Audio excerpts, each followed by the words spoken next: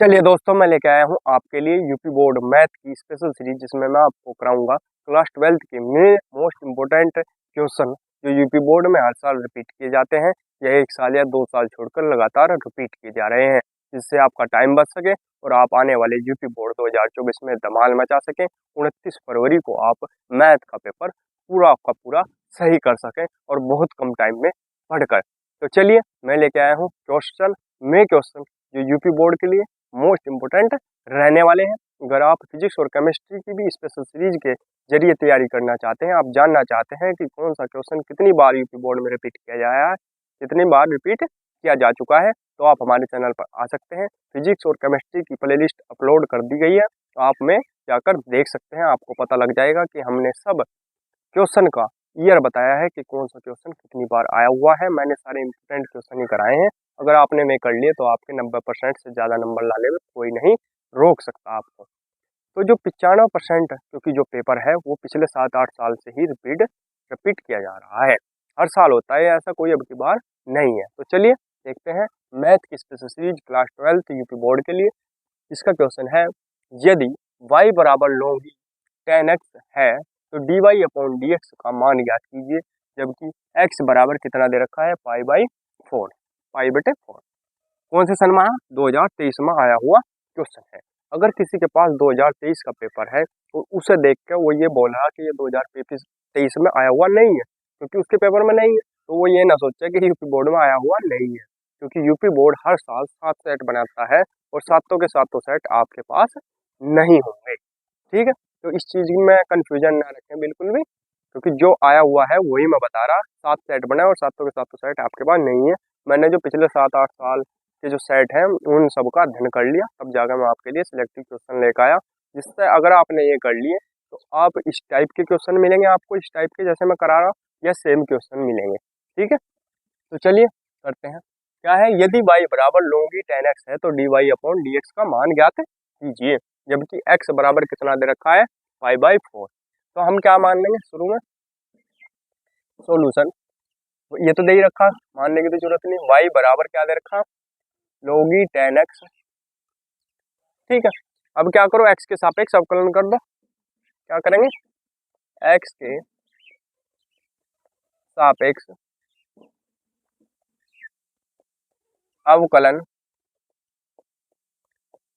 करने पर, x के सापेक्ष अवकलन करने पर क्या हो जाएगा, y का dy अपॉन dx बता रखा। ठीक है, अब देखो log 10x है, log 10x हमारे पास जो फॉर्मूला है d upon dx, log x का फॉर्मूला है, कहाँ कहाँ के बराबर है, 1 अपॉन x के। फिलहाल g upon dx log x, यहाँ x की जगह क्या है हमारे पास, 10x है, यानी ये क्या है, थीटा का काम कर रहा है, यानी x का काम कर रहा है पूरा 10x फिलहाल फॉर्मूले के अकॉर्डिंग, क्योंकि हमारे पास log 10x का तो कोई फॉर्मूला है नहीं, हमारे पास फॉर्मूला कहेगा है log का। ठीक है, तो अभी तो हम क्या करेंगे, log x मान लेंगे तो पूरे को, और क्या कर देंगे, ये जो x है, ये जो इसका वो है x है, वो कहाँ जाएगा, नीचे। तो इसमें फॉर्मूले में x नीचे जा रहा, तो इसमें x क्या है, 10x, तो क्या जाएगा नीचे, 10x। ठीक है, ये ध्यान रखना। तो क्या बन जाएगा, ये log x का, log 10x का क्या बन जाएगा, 1 अपॉन 10x। आगे बात समझ लो, यहाँ तो कोई दिक्कत नहीं। लेकिन अगर ये 10x log x होता तो हम लिख देते 1 अपॉन x खाली, आगे कुछ नहीं करना था हमें। लेकिन इसमें क्या है, फॉर्मूले में वो हो रही, फॉर्मूला अलग है और हमारे पास दे कुछ और रखा, तो इसलिए हमें इसका भी जो ये है इसका भी दोबारा अवकलन करना पड़ेगा, यानी 10x का भी हमें दोबारा अवकलन करना पड़ेगा। क्यों करना पड़ेगा, क्योंकि हमारे पास log x का तो फॉर्मूला है लेकिन इसका नहीं है। जहां भी फॉर्मूले के साथ साथ, जहां फॉर्मूले के साथ थोड़ी सी भी छेड़छाड़ होगी, मान लिया log x है तो कोई दिक्कत नहीं, 1 अपॉन x हो गया। लेकिन इसमें क्या है, log 10x है, और यानी फॉर्मूले के साथ छेड़ होगी, फॉर्मूला बदल गया, तो ऐसा फॉर्मूला है ही नहीं कोई जिसमें log 10x का डायरेक्ट दे रखा हो अवकलन। ठीक है, वो रट लो या याद रख लो, वो अलग चीज है। ठीक है, तो 10x बराबर कितना, 1 अपॉन x। लेकिन यहाँ क्या है, d अपॉन dx किसका, log 10x का। और जब log 10x का है तो इसमें थीटा का काम क्या कर रहा है, ये 10x, तो इसके अकॉर्डिंग इस फॉर्मूले के ये क्या हो जाएगा, 1 अपॉन 10x। लेकिन ये 1 अपॉन 10x तो हो गया, लेकिन फॉर्मूला ये हमारे पास नहीं है इसका, तो हमें क्या करना पड़ेगा, tan x का भी दोबारा अवकलन करना पड़ेगा। तो ठीक है, d/dx tan x।